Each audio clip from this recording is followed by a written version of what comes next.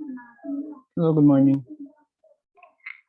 Okay, we're going to discuss about chapter 2, no, service characteristics of hospitality and tourism marketing. So, according to Carl Abrank, managers do not control the quality of the product when the product is a service. The quality of the service is in a precocious state. No? It is in the hands of the service workers who produce and deliver it. So what does that mean? According to Carl, the future of the service industry is in the hands of the workers. You soon will be in the service industry. Uh, it depends on how you deliver your services to your customers. Before we go on further with our discussion, as first know chapter objectives. Describe a service culture, and also we will identify the four service characteristics that affect marketing of hospitality or travel product. Also, we will explain marketing strategies that are useful in the hospital and travel industries, hospitality industries rather. The service culture. Service culture is one of the important tasks of hospitality business. No? The very important task is to develop a services on the service that side of the business, especially strong service culture. Service culture focuses on serving and satisfying the customers, empowers employees to solve customer problems. Majority of many countries, gross domestic product or GDP is service based. Service culture also focuses on serving and satisfying the customers. Motto number one. Creation of a service culture has to start with the top management and flow down. The business mission discussed in chapter 3, we will discuss it soon, should contain a service vision. An organization should hire employees with a service attitude, and then it works with employees to instill the concept of service. The outcome of these efforts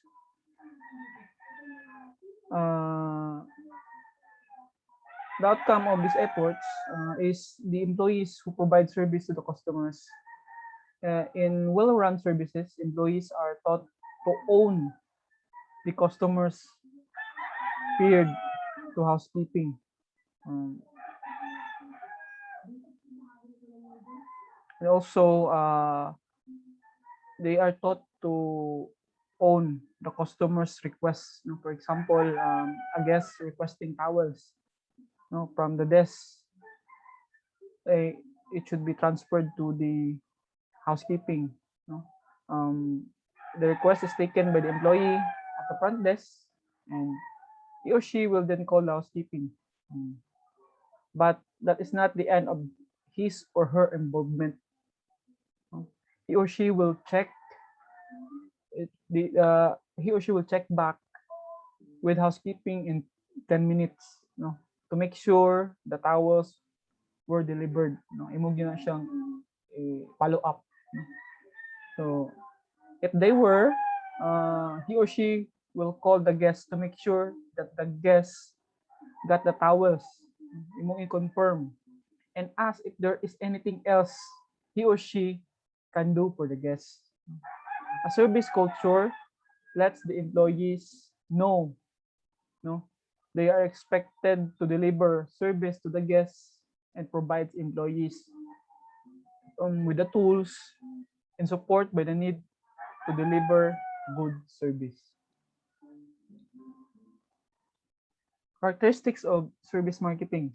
No? So we have here intangibility, inseparability, variability, perishability. So intangibility, services cannot be seen, no? Tasted, felt, heard, or smelled before purchase. Isang siya. No? Unlike physical products, intangible products cannot be seen. No? Hospitality and travel industry products are experiential only. No? Experience. No? And we do not know the quality of the product until after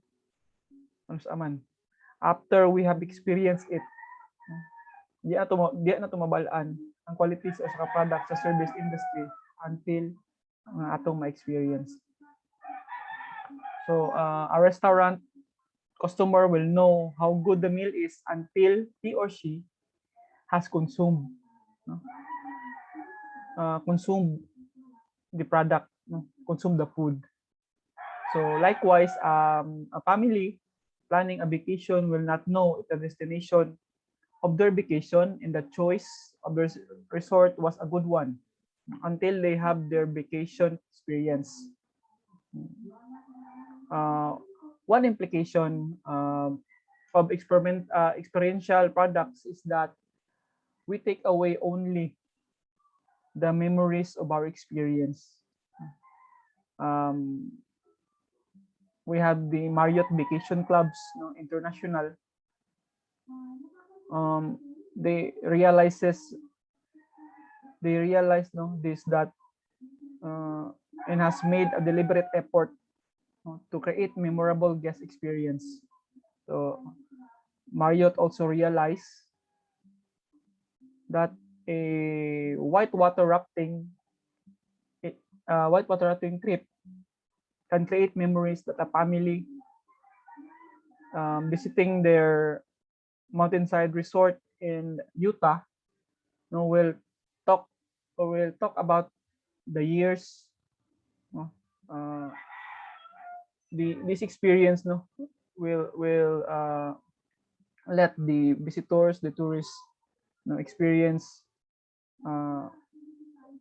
We will have these memorable memories, no, na ilang mabalik-balik og storya, alam nindot kay tong ato dito nga lugar, no, ana. So based on the experience, others will ilang mastoryahan, no, word of mouth dalin to. I want to experience that kind of activity, no. So you will get another visitors because of that. So the Pan family experience while whitewater rafting, no, along with the other experiences at the resort will make them want to return. As a result, the staff of the mountainside resort know that they must promote the activities of the destination as well as the resort. Other resorts create memories. It might be champagne and music on the beach at the sunset, or a special and unexpected attention that the employee provides for the guests.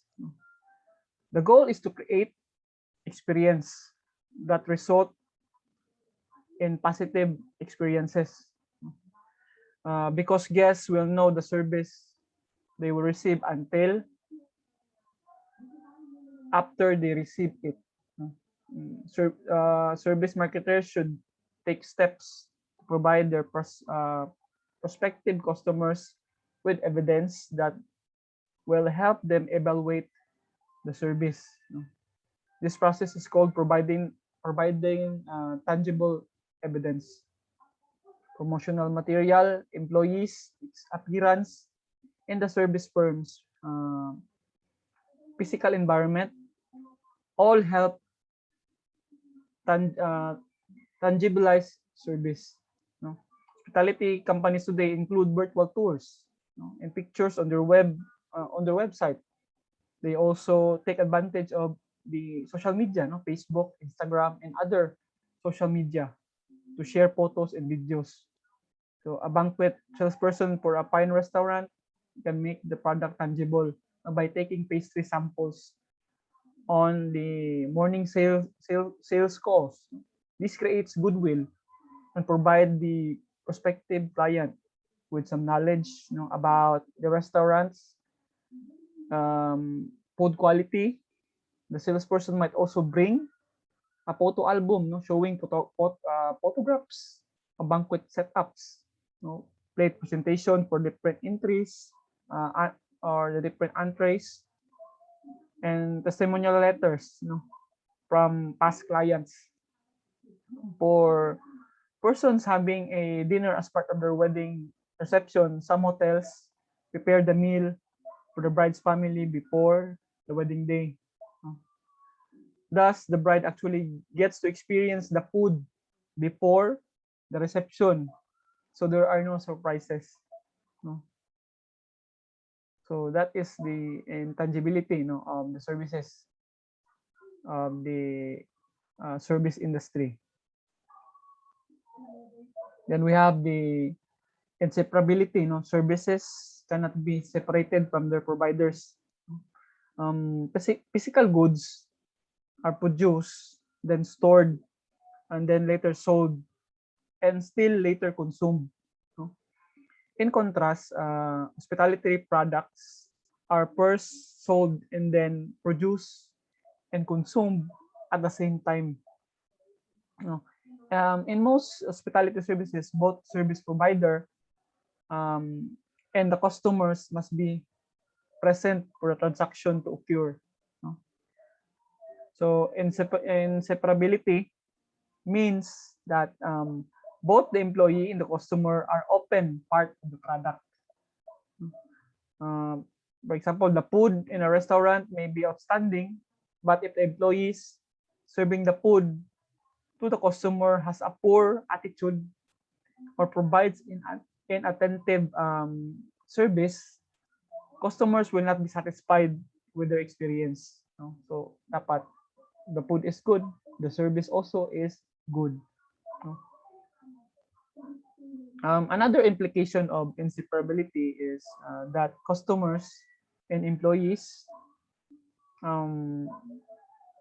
must understand the service delivery system, because they are co-producing the service.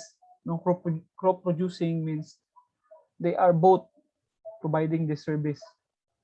So customers must understand the menu, items in the restaurant, so that they get the dish they expect. You must have this knowledge, of the menu. This means hospitality and travel organizations have to train customers just they train the employees. When a customer is always going back to a restaurant or a hotel, of course they will learn already what is in, what are they, asa sila masatisfy, or what is the reason why gabalik-balik sila, next we have the variability. So variability is quality of service depends on who provides them and when, where, and how. Services are highly variable.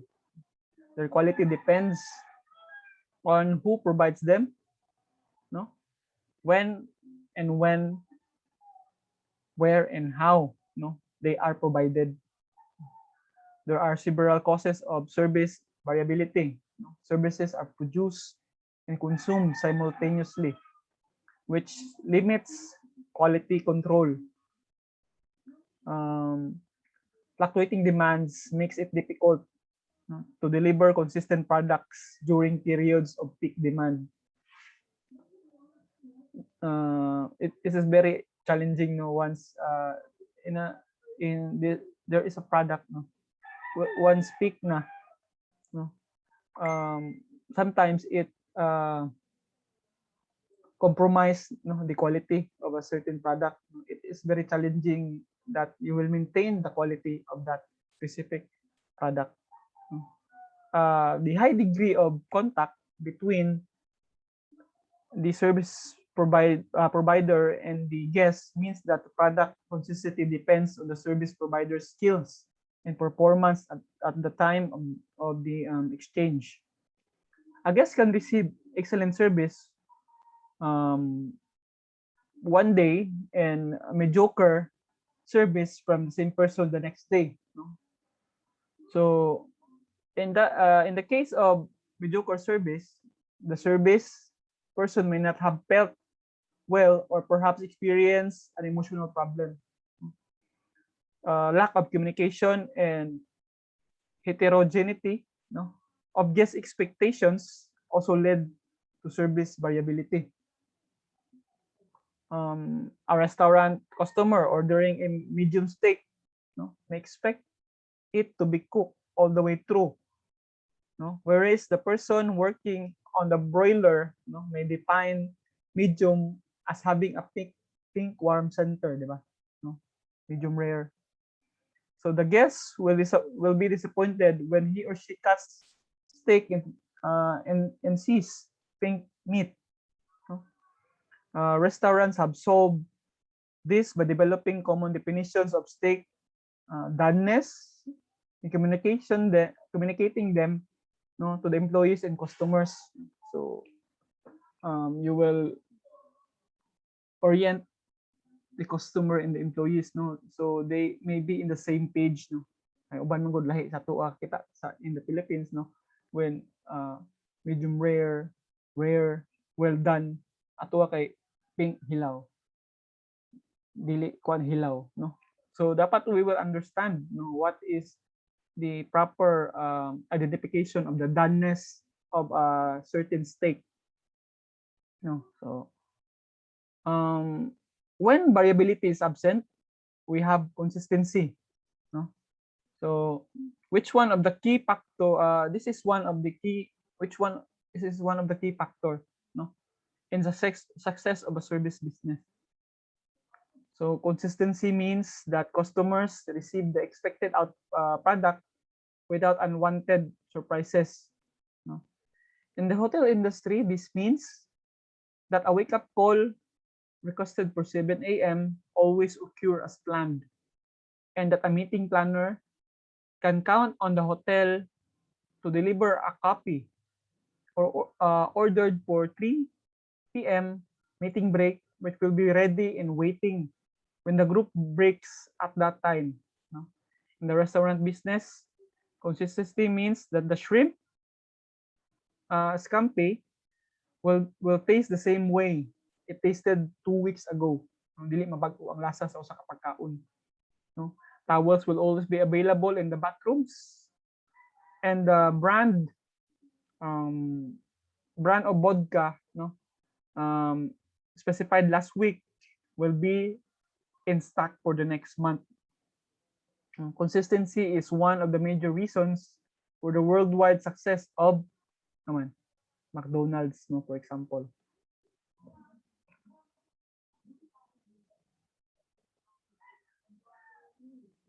Then we have here perishability, no. Service cannot be stored for later sale or use, no. Perishable, no. Perishable goods, kita mo ng mga sakyanan nga dali-dali ug dagan, ito mo perishable goods ulang litbit, no. Services cannot be stored. 100-room hotel that sells only 60 rooms on a particular night cannot inventory the 40 unused rooms and then sell 140 rooms the next night. Revenue loss from not selling those 40 rooms is gone forever, no? Because of service perishability, airlines and some hotels charge guests holding guaranteed reservations, no, when they fail to arrive. Restaurants are also starting to charge a fee to customers who do not show up on reservation. They too realize that if someone does not show up for reservation, the opportunity to sell that seat may be lost. So some hotels will often sell hotel rooms at very low rate, rather let them gone unsold. Because of inseparability, This can cause problems, no? Oftentimes, the discounted rate brings in different type of customer that is not compatible with the hotel's normal customer. For example, no? One luxury hotel that normally sold rooms for like for example $300, no, place rooms on price lines. Uh, um, they sold it for $80, no.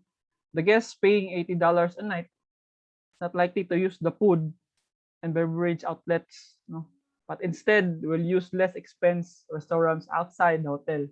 Less ang imuhang bayad sa room, but also there are no extra services that are given, no, walay free breakfast, walay free unsa pa ba diyang i-provide sa sa room, no. So but instead, no, they will use less expense restaurants outside of the hotel, or come back into the hotel carrying a bag of food, no, from the nearby fast food restaurants. So revenue managers must be careful that they maintain a brand's image while at the same time trying to reduce unsold inventory. We will discuss the techniques for managing demand at the end of this chapter. Management strategies for service businesses.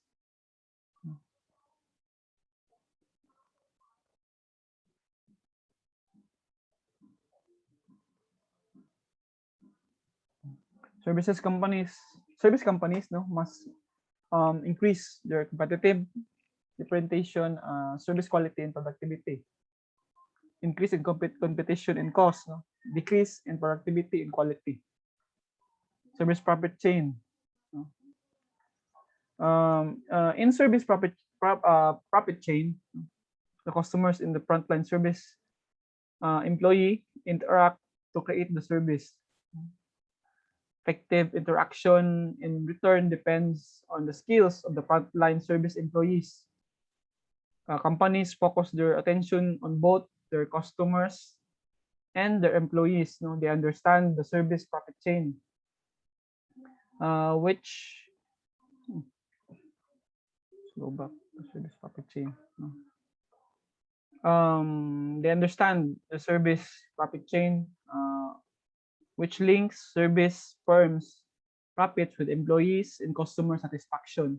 These claims consist of these following 5 links: no? Healthy service, profits and growth, satisfied and loyal customers, greater service values, satisfied and productive service employees, internal service quality. No? Let's begin with internal service quality. No? Superior employee selection and training, a quality work environment, and strong support for those dealing with customers, no, which will result in satisfied and productive service employees. No, these are linked together.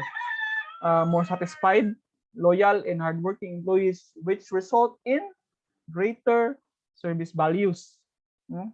More effective and efficient customer value creation and service delivery, which will result in satisfied and loyal customers. No, satisfied and loyal customers who will remain loyal, repeat purchase, no? And refer other customers, which will result in the healthy service profits and growth. No? Superior service firm performance. So therefore, reaching service profits and growth goals begins with taking care of those who take care of your customers. No?